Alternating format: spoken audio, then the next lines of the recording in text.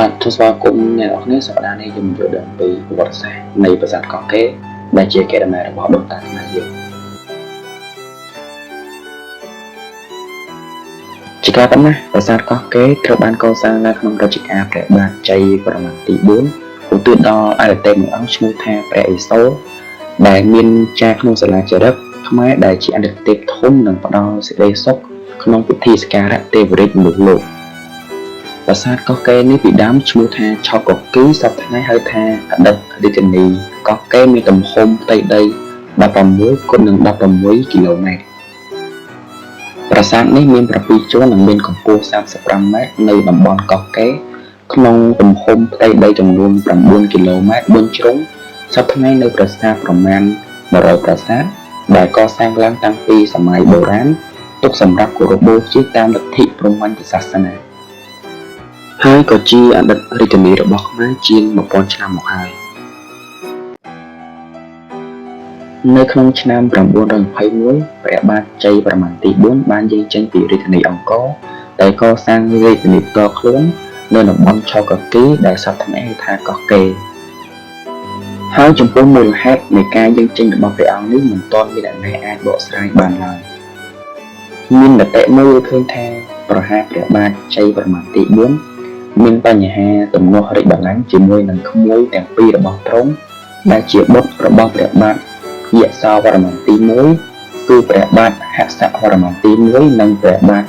ឥសានវរ្ម័នទី2ពេលដែលបិតាសោយទីមង្គលនៅពេលដែលទៅដល់ទីកន្លែងថ្មីដែលហៅថាកោះកេរព្រះបាទជ័យវរ្ម័នទី4បានចាប់ផ្ដើមរៀបចំទីក្រុងនិងបានកសាងប្រាសាទធំឧទ្ទិសដល់បុព្វការីជននិងឧទ្ទិសដល់អាទិទេពព្រះឥសូរព្រមទាំងបានកសាងបារាយណ៍និងហេដ្ឋារចនាសម្ព័ន្ធជាច្រើនសម្រាប់ជាប្រយោជន៍សាធារណៈនៅសម័យកាលនោះបើតាមសិលាចារឹកប្រាសាទនាងខ្មៅនៅស្រុកសំរោងខេត្តតាកែវបានបញ្ជាក់ថាព្រះបាទជ័យវរ្ម័នទី4បានប្រកាសខ្លួនជាសម្ដេចគ្រប់គ្រងប្រទេសនៅក្នុងឆ្នាំ928អ្នកសិក្សាស្រាវជ្រាវបានរកឃើញសំណង់ប្រាសាទកោះកេរមានចំនួនជាង70ប្រាសាទអឺរ៉ុបទាំងពីទូបុរាណ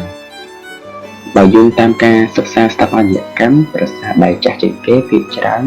គឺប្រាសាទឥដ្ឋកសាងក្នុងចន្លោះឆ្នាំ921រហូតដល់ឆ្នាំ928ប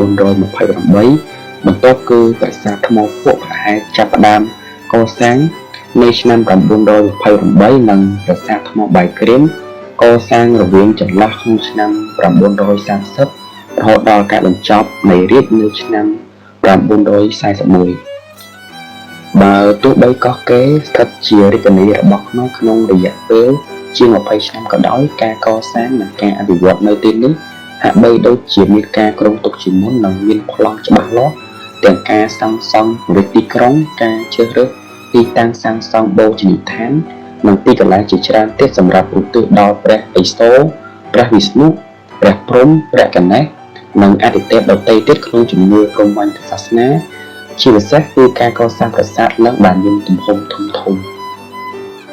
ដោយឆ្លងកាត់នៅសង្គ្រាមជាច្រើនសតវត្សប្រាសាទកោះកេរបានរងនឹងការបំផ្លិចបំផ្លាញពីធម្មជាតិនិងមនុស្សយ៉ាងដំណំតំបន់កោះកេរធ្លាប់ជាសមរភូមិយុទ្ធនៅក្នុងសម័យសង្គ្រាមស៊ីវិលជាង30ឆ្នាំមកហើយគឺចាប់ពីឆ្នាំ1907ដល់ឆ្នាំ1998រីឯការលួចវត្ថុបុរាណការបំផ្លិចបំផ្លាញសម្បត្តិបេតិកភណ្ឌជាតិបានកើតឡើងយ៉ាងអនាធិបតេយ្យនិងមានភាពធ្ងន់ធ្ងរបំផុតដែលធ្វើឲ្យប្រាសាទមួយចំនួនត្រូវបានបាក់បែករលងដល់ដីហើយចាប់ពីឆ្នាំ1970នៅតំបន់កោះកេរត្រូវបានស្ថិតក្នុងការកាន់កាប់របស់កងទ័ពខ្មែរក្រហមរហូតមកដល់ឆ្នាំ1998ក្រោយពីធ្វើសមារណកម្មកងទ័ពខ្មែរក្រហមក្នុងរាជរដ្ឋាភិបាលតំបន់កោះកេរត្រូវបានបើកជាសាធារណៈឡើងវិញតែនៅមានក្របមានកប់ក្រោមដីស្ថិតនៅរាយប៉ាយពេញតំបន់ប្រាសាទនៅឡើយ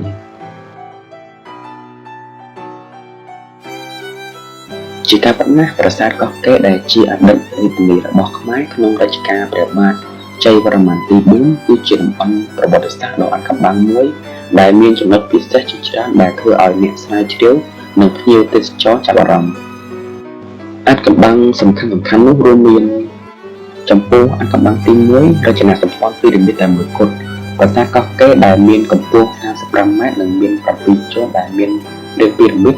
រចនាបថនេះខុសប្លែកពីប្រាសាទខ្មែរដទៃទៀតនៅក្នុងសម័យអង្គរដែលភាគច្រើនមានលក្ខណៈរាបស្មើឬក៏ជាប់តិចជាងអាថ៌កំបាំងគឺថាហេតុអ្វីបានជាព្រះបាទជ័យវរ្ម័នទី4សម្រាប់សាងសង់ប្រាសាទតាមរចនាបថបែបនេះដែលប្រដេរនឹងប្រាសាទពីរមិតនៅអេស៊ីបតើនេះបង្ហាញពីឥទ្ធិពលឬក៏ចំណេះដឹងអរិយធម៌ដទៃឬហើយចំពោះអាថ៌កំបាំងទី2ការកសាងឆាប់រហ័សមានជំនឿមួយយើងឃើញថាប្រាសាទកោះកេរត្រូវបានសាងសង់ឡើងត្រឹមតែ1យប់ឬក្នុងរយៈពេលដ៏ខ្លីបំផុតអ្វីបើនេះជាការបំភ្លឺក៏ដោយក៏វាបង្ហាញពីសមត្ថភាពផ្នែកវិស្វកម្មនិងបច្ចេកទេសសាងសង់ដ៏អស្ចារ្យរបស់ខ្មែរដែលអាចសាងសង់សំណង់ដ៏ធំស្កឹមស្កៃបែបនេះបានចំពោះអាថ៌កំបាំងទី3ទីតាំងនិងរយៈពេលជារាជធានីដ៏ខ្លីកោះកេរស្ថិតនៅតំបន់ដាច់ស្រយាលដែលពោរពេញទៅដោយព្រៃឈើក្រាស់ៗវាបានក្លាយទៅជារាជធានីត្រឹមតែ20ឆ្នាំប៉ុណ្ណោះមុនពេលរាជធានីត្រូវបានផ្លាស់ប្ដូរត្រឡប់ទៅអង្គរវិញការផ្លាស់ប្ដូររាជធានីដ៏ឆាប់រហ័សនេះធ្វើឲ្យមានសំណួរជាច្រើនអំពីមូលហេតុពិតប្រាកដរួមទាំងបញ្ហានយោបាយសាសនាឬក៏ធនធានចំពោះអាថ៌កំបាំងទី4ប្រព័ន្ធធារាសាស្ត្រដ៏ស្មុគស្មាញនៅកោះកេរមានបារាយណ៍ដ៏ធំមួយឈ្មោះរហែលដែលមានទំហំប្រហែល 1200 ម៉ែត្រគុណនឹង560 ម៉ែត្រប្រព័ន្ធគ្រប់គ្រងទឹកនេះបង្ហាញពីចំណេះដឹងផ្នែកធារាសាស្ត្រដ៏ខ្ពស់របស់ខ្មែរដែលអាចគ្រប់គ្រងនិងចែកចាយទឹកសម្រាប់ប្រើប្រាស់ក្នុងទីក្រុងនិងកសិកម្មហើយចំពោះអាថ៌កំបាំងទី5ចម្លាក់និងរូបសំណាកប្លែកៗរចនាបថសិល្បៈនៅកោះកេរមានលក្ខណៈពិសេសដែលហៅថារចនាបថកោះកេរ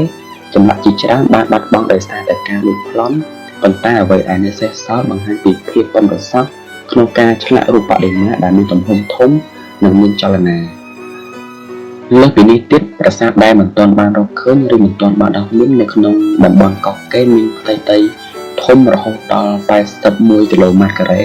ដែលមានប្រាសាទប្រហែល180កន្លែងប៉ុន្តែមានតែប្រាសាទប្រមាណ24កន្លែងប៉ុណ្ណោះដែលត្រូវបានជំនះមាននិងអាចចូលទស្សនាបានប្រាសាទជាច្រើនទៀតនៅតែលាក់បាំងក្នុងព្រៃនិងមិនទាន់បានដោះមានទាំងស្រុងដែលធ្វើឲ្យការស្រាវជ្រាវនិងការរកឃើញថ្មីបន្តមានភាពអាថ៌កំបាំងទាំងនេះធ្វើឲ្យប្រាសាទកោះកេរក្លាយទៅជាកន្លែងដ៏ទាក់ទាញដ៏ពិសេសមួយដែលផ្ដល់នូវការយល់ដឹងដ៏ស៊ីជម្រៅអំពីប្រវត្តិសាស្ត្រនិងអរិយធម៌ខ្មែរដ៏រុងរឿងរមណីយដ្ឋានកោះកេរត្រូវបានចុះក្នុងបញ្ជីបេតិកភណ្ឌពិភពលោករបស់អង្គការ UNESCO នៅថ្ងៃទី17ខែកញ្ញាឆ្នាំ2023ក្នុងសម័យប្រជុំលើកទី45នៃគណៈកម្មាធិការបេតិកភណ្ឌពិភពលោកនៅទីក្រុងរីយ៉ាដប្រទេសជាណាចក្រអារ៉ាប៊ីសាអូឌីត